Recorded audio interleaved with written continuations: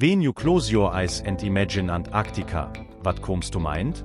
Probably a vast and endless ocean of ice, perhaps dotted with a few penguins here and there. But if you try to imagine even more, what do you see? Even more ice, right? After all, this continent alone holds an astonishing 90% of Earth's glacial ice, with some regions having thicknesses of several kilometers. For many, Antarctica has always been like this and will always be a frozen land, isolated from the rest of the world. But this idea is far from true.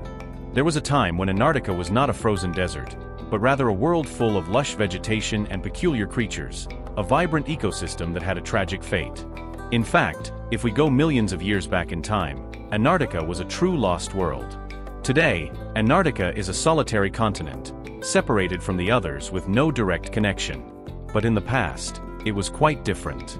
It was positioned further north, closer to other continents, and for millions of years was physically connected to South America and Australia, or at least connected by land bridges.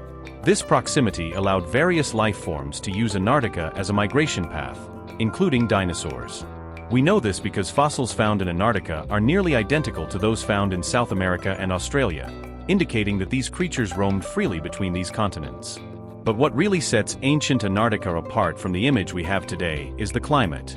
During the Mesozoic era, Antarctica was a much warmer environment, with average temperatures of 12 degrees Celsius during the Cretaceous period, making it warmer than many European countries today, like Germany. Instead of being a frozen desert, Antarctica was covered by dense tropical forests, with towering trees and impressive biodiversity. Dinosaurs roamed its vast lands, including theropods, ankylosaurs, and hadrosaurs. In the waters around it, sharks and marine reptiles dominated the seas. The scene was unrecognizable compared to today. The dense vegetation included conifers, angiosperms, and ginkgos, turning the continent into a green paradise. If someone were transported to this prehistoric Antarctica without knowing where they were, they would never imagine that they were in the same place that today is covered in ice and snow. But as we know, the dinosaurs didn't survive, and Antarctica didn't escape the event that changed the planet's fate. The asteroid impact that wiped out the dinosaurs 66 million years ago had a devastating effect on Antarctica. Gigantic waves swept across its coastline, and forest fires consumed its vast jungles. But even after the fires ceased, the continent faced a new threat: extreme cooling. The dust and gases released into the atmosphere blocked sunlight, plunging the planet into an era of intense cold. Over time, Antarctica began to move further south due to tectonic plate movements, isolating itself from the rest of the world and gradually entering the frozen desert state we know today. However, Antarctica's fate did not follow a direct path to eternal freezing. After the mass extinction event, the planet went through a period known as the super greenhouse, where temperatures rose drastically. During the Eocene thermal maximum, about 50 million years ago, Antarctica reached average temperatures of up to 25 degrees Celsius, similar to the climate of Kenya today. The continent, although already moving south, was still in a position where it could maintain a warm and humid environment, full of life. Tropical forests continued to thrive, and if someone got lost there during this time, they would have the impression of being on a paradise island, surrounded by palm trees and a blue ocean instead of today's frozen plains. But not everything was peaceful. Despite the warmer climate, Antarctica was still home to formidable predators. Among the most fearsome was one of the descendants of the dinosaurs, the terror birds. Scientifically known as Forus racidae, these giant birds were relentless predators and ruled both Antarctica and South America. Thanks to the ancient land bridges that connected the continents, these hunters had access to a vast territory. While today the largest land predator in Antarctica is a small insect species, back then, these carnivorous birds occupied the top of the food chain. The history of Antarctica is a fascinating reminder of how our planet is constantly changing. What is now a frozen desert was once a vibrant land full of life. And if there is one thing history teaches us, it's that nothing on Earth remains the same forever. Antarctica may have remained connected to South America at least periodically until about 40 million years ago, allowing terror birds to migrate and become formidable predators in this environment. These birds had curved and extremely powerful beaks, capable of tearing apart and dismembering their prey with ease. Additionally, their strong legs were equipped with sharp, scythe-like claws, making them incredibly effective predators. In some ways, they were eerily similar to the theropods of the Mesozoic era. The terror bird of Antarctica, though not officially described, was probably one of the most fearsome, as it resembled those from its South American family. Some evidence suggests that it could reach the size of a male ostrich, about 2.5 meters tall and weighing over 130 kilograms, making it an impressive predator. Despite its considerable size, these birds were incredibly fast, capable of reaching speeds of up to 50 kilometers per hour, which made them formidable hunters. With the land bridge connecting Antarctica to South America, not only did the terror birds migrate to the continent, but a wide variety of herbivorous mammals also did. Thanks to the La Meseta Formation, which now corresponds to Seymour Island, we know that many of these animals lived in Antarctica from the Paleocene to the Eocene. Among them were the Estopiacids, an extinct group of herbivorous mammals resembling rhinoceroses. Two of the largest representatives of Antarctica were the Trigonostelops and the Antarctodon, both equipped with specialized and large teeth. The Antarctodon, in particular, may have weighed over half a ton, though this is still debated. Another large herbivorous mammal was the Nociolophos, which may have been the largest confirmed terrestrial animal in Antarctica since the dinosaurs, weighing around 400 kilograms. These animals supported their impressive size by feeding on nutrient-rich, flowering plants that dominated the environment at the time. In addition to the large herbivores, Antarctica also hosted some rather peculiar mammals. One example was the Victorlonia, a small animal from the extinct order of Leptopterns. It had elevated nasal openings, suggesting that it might have had a prehensile snout similar to that of an anteater, helping it reach inaccessible vegetation. Another theory suggests that its nose might have functioned like that of the saiga antelope, assisting in thermal regulation during different seasons. In addition to these herbivores, small carnivores were also present, such as the Boreanids, medium-sized predators, and the Microbioterids, a group of ancient marsupials. Marsupials, by the way, were an unexpected presence in Antarctica. Although they are now widely associated with Australia, their origin lies in South America, and it was through Antarctica that they spread to the Australian continent. At least 3 groups of marsupials have been identified in Antarctica: the Polydolopomorphs, the Microbioterids, and a lesser-known group called the Dirorhynchidae. Among them, the Microbioterids are the only ones still in existence, represented by the Monito del Monte, found today in Chile and Argentina. Interestingly, this small marsupial is closer to Australian marsupials than to its South American relatives, highlighting the ancient connection between the continents. Finally, while mammals and terror birds dominated the land, the waters of Antarctica also harbored unexpected predators. One of the most surprising was the crocodiliforms, a group of reptiles related to modern crocodiles. For a long time, paleontologists speculated that crocodiles might have inhabited the continent due to its warm climate at the time, and recent fossil evidence supports this theory. These aquatic predators added an even wilder element to this lost world of Antarctica, a continent that before being overtaken by ice, was a lush and vibrant refuge full of life. Until recently, paleontologists had not found any concrete evidence to confirm the presence of crocodiles in Antarctica. However, everything changed with the discovery of a giant osteoderm dated to the Eocene period, which closely resembles those found in both living and extinct crocodiles. This confirmed the presence of crocodiles on the continent, though the exact type remains uncertain. What is known is that this crocodile was a giant, with an osteoderm indicating a size comparable to a crocodile about 7 meters long, approximately 23 feet.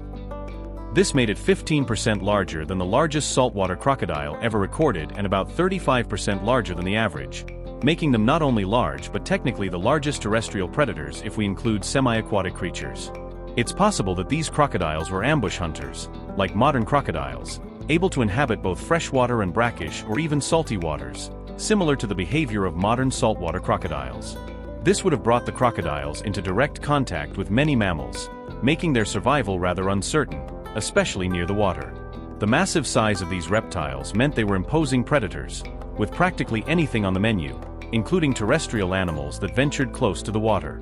Curiously, this crocodile was not alone, as fossils found nearby suggest that other crocodiles in the area were more specialized with different diets.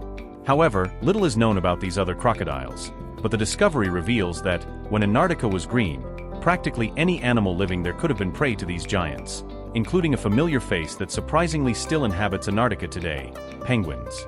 While we typically associate penguins with cold climates, they began their evolution in warmer regions, such as the coasts of present-day Australia and New Zealand, around 60 million years ago before migrating to Antarctica.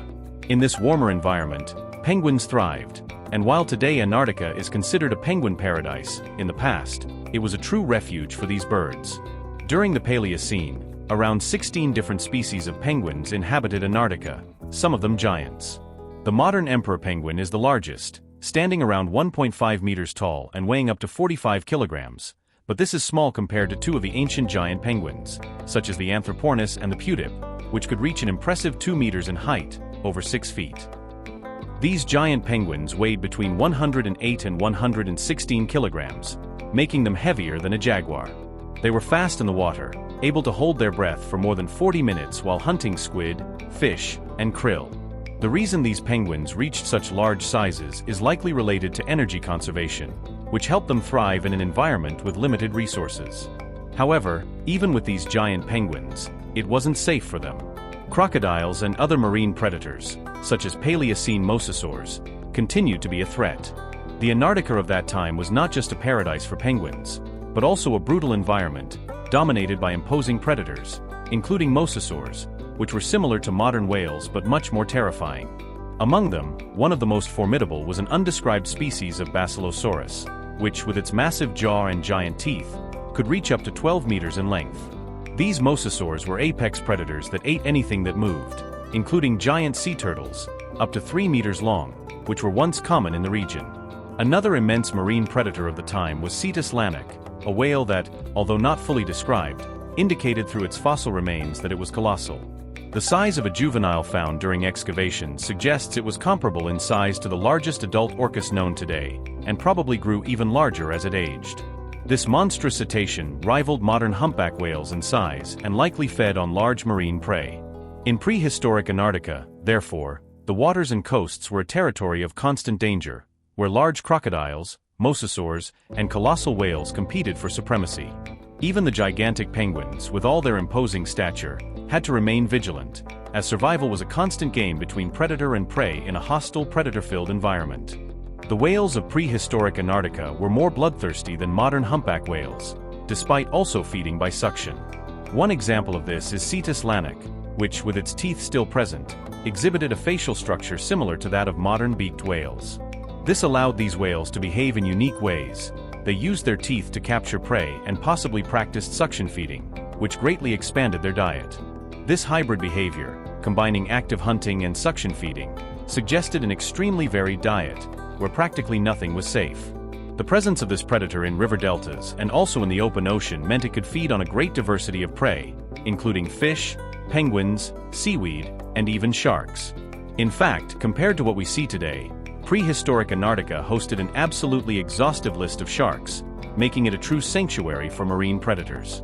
Among the most notable sharks were species like the hammerhead shark, goblin shark, gulper shark, carpet shark, finnan, and longnose, just to name a few. Additionally, there were 3 other interesting sharks, such as the extinct monk shark, the male shark, a possible ancestor of the mako sharks, and most impressively, the megalodon, or more precisely, 2 species belonging to the same genus as the megalodon otis. The name otis comes from Greek and means ear-shaped tooth, a remarkable feature of these creatures. The species Otis suavi and Otis arculus dominated the coastal waters of Antarctica and were apex predators, with frequent territorial disputes with contemporary giant whales, as these sharks could grow to impressive sizes. The Otis suavi, the smaller of the two, reached about 6 meters in length, still quite large and comparable to the biggest white whales seen in today's oceans. The Otis arculus, on the other hand, grew up to 9.5 meters, 31 feet, making it a colossal predator, not as large as the megalodon, but still enough to secure its place at the top of the food chain. These sharks fed on a variety of prey, including fish, turtles, other sharks, and possibly even whales. Their presence, along with the vast number of sharks that populated the waters of Antarctica, made the environment incredibly dangerous. The Antarctic waters, more than any other place on Earth, were a chaotic and deadly location for penguins and any other living being that tried to inhabit them. But penguins weren't the only birds that had to live under constant threat from predators. During the Paleocene, Antarctica was also a crucial point for the evolution of birds. Paleontologists suggest that it was here that the first modern bird, the vavis, evolved, a species that did not survive the end of the Mesozoic but whose presence on the continent reflects the importance Antarctica had for bird evolution. Additionally, there are speculations that, after the asteroid impact that wiped out the dinosaurs, many birds survived in Antarctica, explaining the high diversity and large number of birds that inhabited the region. In summary, prehistoric Antarctica was not only a refuge for life, but also a relentless battleground between marine predators, birds, and other animals. The diversity of predators, the presence of giant sharks, and the evolution of birds showed how the region, despite being remote and icy, was a true paradise for some species and a place of relentless survival for others. So far, we know that hawks, ibises, albatrosses, and petrels were all present in Antarctica at the time, but there was also a very peculiar bird, the doris, which, by coincidence, is the only one from this era that is extinct.